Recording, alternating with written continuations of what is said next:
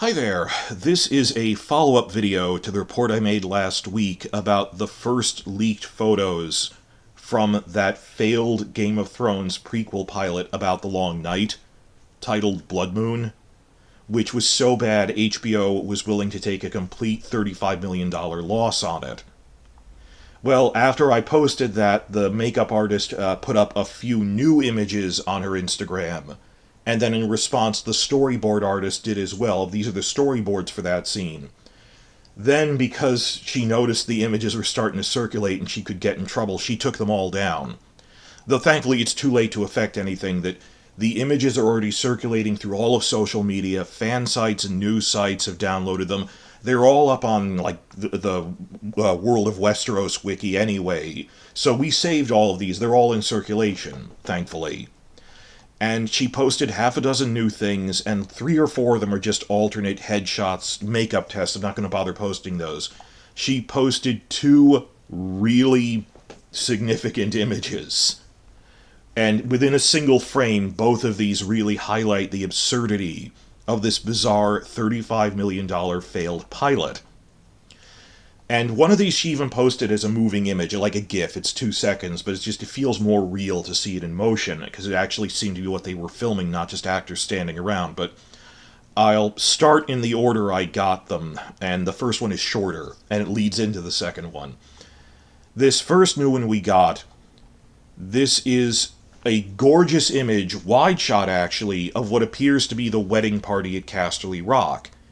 And it's the first time we've really seen anyone other than Naomi Watts' character herself. You haven't seen my initial report, this is just a follow-up. Go back to the other video for all the details on this. But the basic idea is that Naomi Watts is apparently playing the widowed Lady Casterly, and this is the wedding of her only legitimate son, the last male Casterly, to a Stark princess. So it's a wedding at Casterly Rock.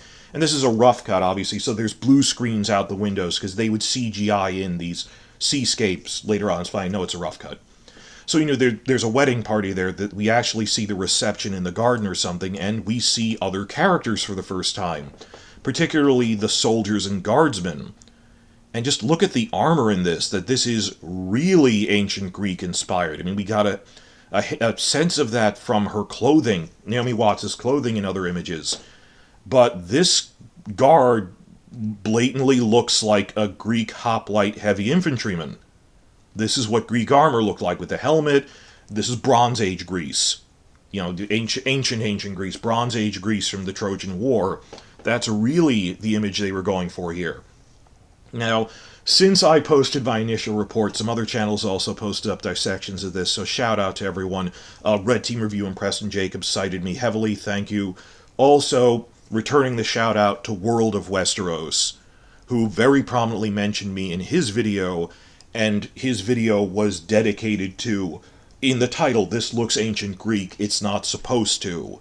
So he made his later than mine, so he was reacting to this same image, that this is Bronze Age Greek designs, that doesn't fit Westeros.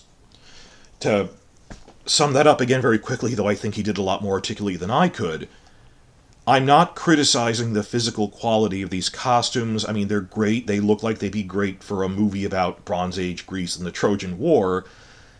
And you can obviously see how expensive they were. The budget went into that type of thing. But to spell it out, the criticism is that this isn't what ancient Westeros was like. Ancient Westeros was like... The idea is, it's what if Britain was the size of a continent. And this is like ancient Bronze Age Britain, not Bronze Age Greece. There's a difference between those two things. And ancient Westeros in the Dawn Age, when the only ethnic group were the First Men, who are their analog of the Celts, that they're Celtic inspired, druids and stuff. Not ancient Greece. If anything, that would be like on the eastern continent with the Rhoynar or something. They're loosely kind of like Greece, but the Greek city-states, because they're city-states, mercantile, that doesn't fit this at all. And just the general impression you got was they really wanted to make a rip-off of HBO's Rome. They wanted to impress people with these Greco-Roman designs, didn't care that it doesn't match the source material at all, and just were willing to pound the square peg into a round hole, that I'm not going to let the source material stand in the way of, damn it, I wanted that polar bear, damn it, I wanted the ancient Greece designs.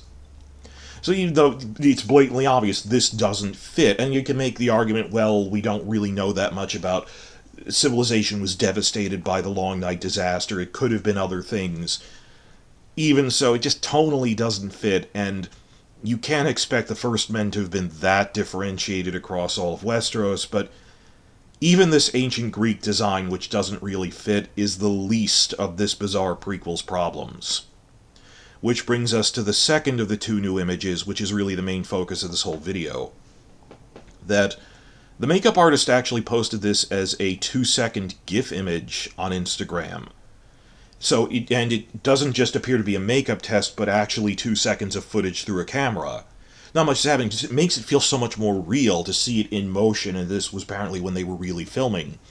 But, okay, even if it was just a still image, it still says so much in one image. It depicts Naomi Watts' character within one of the interior caves of Casterly Rock, lighting an altar in a sept to the faith of the Seven. At first I wasn't quite sure. I thought that looks kind of like the crone holding a lantern, behind her is a statue. The faith uses votive candles, the First Men don't, but what then confirmed it is, as I said, the concept artist, Adam Pescott, noticed the makeup artist had posted these images, so on his Instagram he posted, oh yeah, I storyboarded this scene. So the notes on the storyboard actually confirm this is a sept to the faith of the Seven in Casterly Rock, removing all doubt.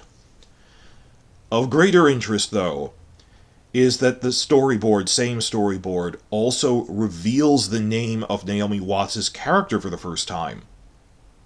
According to the storyboard, she was named Morven, Morven.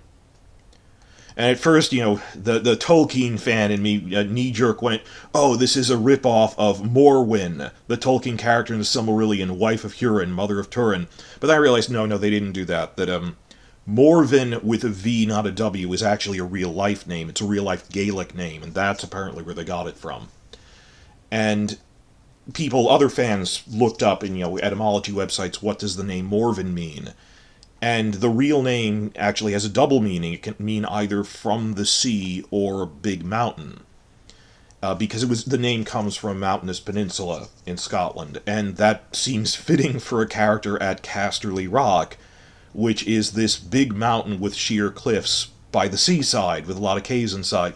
So okay, that kind of makes sense for Casterly Rock, even if she isn't from Casterly Rock. That's the thing next.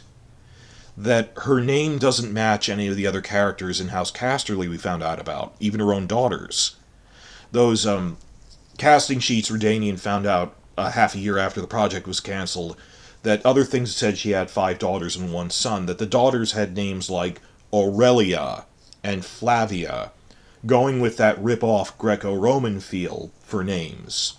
That these sound like Italic Latin names, but her name is Morven. It doesn't sound like that's her culture's naming scheme.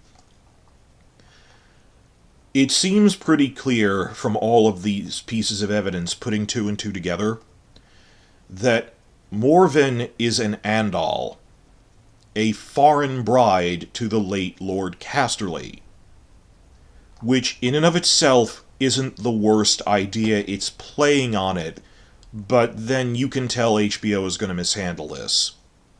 They remember, step back and realize, this isn't a real character from the books, this isn't canon. I'm trying to dissect what were the thought processes of Jane Goldman and her team when they were trying to invent a story. That I'm looking through, this is the paragraph of World of Ice and Fire that they must have read too much into and twisted into something else and took bizarre inspiration from. That if you look in the World book, there is one paragraph where it says there's actually a lot of different legends about the origin of Lan the Clever. We don't know where he came from. Some legends say Lan the Clever was an Andal. But then the World Book also notes, we think this might be conflating with the later Andal invasions, because they came thousands of years later. And then again it points out, but then again on the other hand, who's to say he wasn't this lone Andal adventurer, or perhaps exile, who came west to the other continent thousands of years before the other ones. You can never say never. It's not like they didn't exist yet.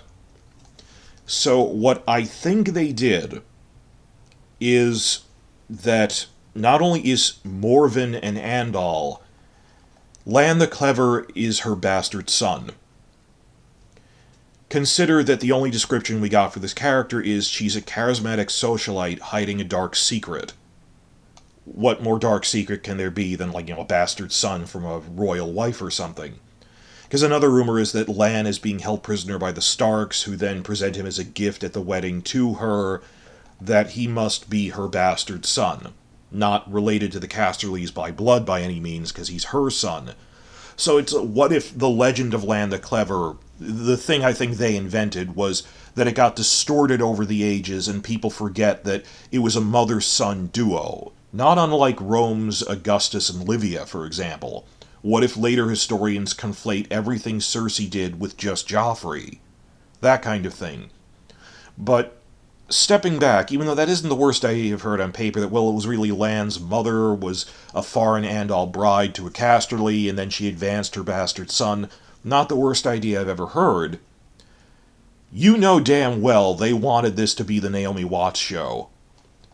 This wasn't about this clever origin for Lan that we think was played by Jamie Campbell Bower. It's they wanted her to be the focus of the show, more than the actual Long Night. That they shoehorned in a Lannister origin story into the story of the Long Night, and then we're going to make it all about Lan's mother. Even if it doesn't really on paper twist the story that much, you would realize they're just shilling her for awards. This isn't about telling the story of Lan. It's, wow, he had this really cool mother character who, please give Naomi Watts Emmy Awards. That's why they ever did anything, as star vehicles. And if this was a standalone project about the origin of the Lannisters, it would almost work on paper, but I'm saying you can tell what their emphasis was.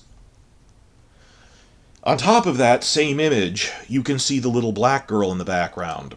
As I said in the main video, check it out. I'm not going to repeat too much of it. The rumor was they were casting only black people to play Children of the Forest, and the casting sheets confirmed that. But that the black Children of the Forest would be humans without prosthetics, the original oppressed native inhabitants of Westeros, and later explained that they looked different by Game of Thrones times because, they were later magically cursed into being elf creatures. And again, the casting sheets show they were consistently casting just black people to play Children of the Forest.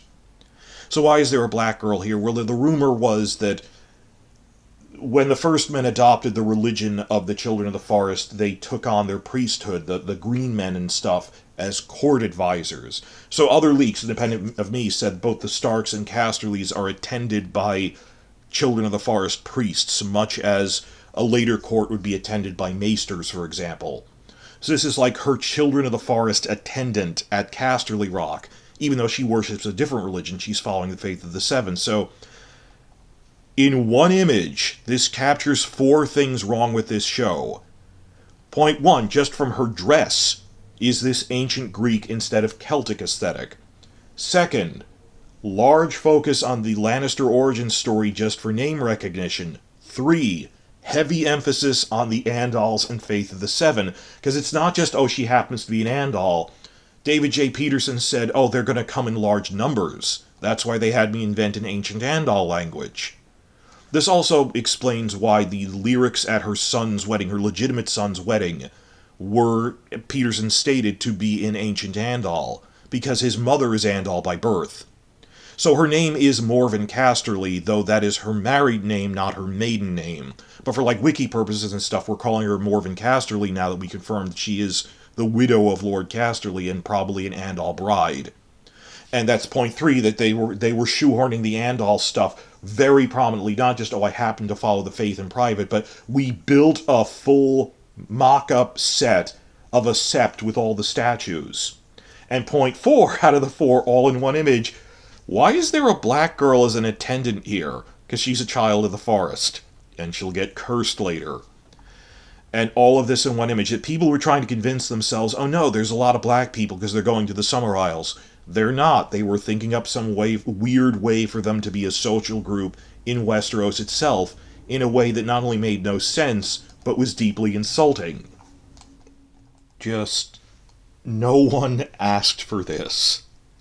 And I still strongly suspect that the old HBO leadership, Richard Plepler and his cronies, who were already on their way out because AT&T had bought them, just picked this as a good soundbite that they could throw out in interviews through 2019, by which point they were gone. They picked it as a soundbite to look busy, with no serious intention of whether it ever became a successful TV show or not. And look at how much time and emphasis they put on the Lannister origin story, or should I say the pander Naomi Watts is the lead role story. And just think of how many people had utter blind faith in them right up until Season 8 itself, in spring 2019.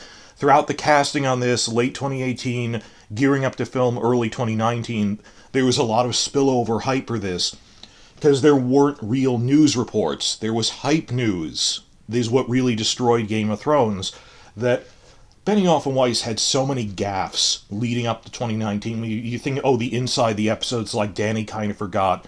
They've been doing stuff like that very blatantly since Season 5, and people just reported what they wanted to see, rather than what the evidence was pointing to. So we got glorified wish lists of, rather than analyzing what me and a few other channels were doing, of these are the filming reports we're getting, and they're very bizarre and increasingly adding up to a larger weird picture. They go, no, it's what I want it to be. It's going to be about the Starks fighting the White Walkers and stuff.